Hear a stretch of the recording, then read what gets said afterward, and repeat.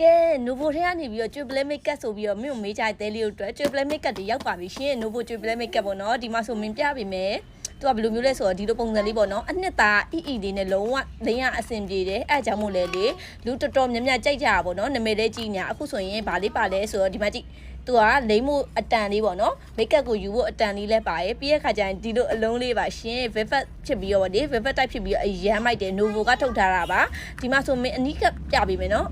ကဲအရင်အတိုင်းပဲ Novo ကတော့ quality ဘိုင်းတော့မေးစရာမလိုအရန်မိမိုက်နေရပဲကြည့်လိုက်ပါအောင်မိမိုက်ပြီးတော့မှဖွင့်ပေးမယ်နော်ဖွင့်လိုက်တဲ့အခါကျရင်လည်းအရန်အဆင်ပြေပါရဲ့ဒီမှာကြောက်လေကြည့်လိုက်ကွယ်ဒီမှာကြည့်ပါအောင်triple makeup ဆိုတဲ့အတိုင်းပြစ်နှစ်ပြီးတော့မှ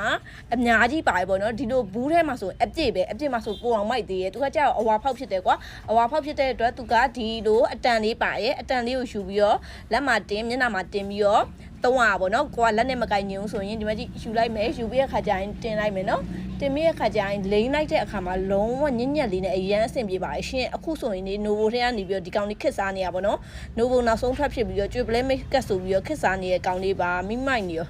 ကြည့်ပါအောင်ဘလန်းကလည်းအဆင်ပြေရဲ့ဘလန်းကလည်းလွယ်ကူပြီးတော့တကယ်မိုက်ပါရဲ့ရှင်အဲ့အတွက်ကြောင့်မို့နော် Novo ထဲကမှ triple makeup လိုချင်တယ်ဆိုရင်ဒီလိုဘူးအကိတ်ကြီးနဲ့အပြည့်အနှစ်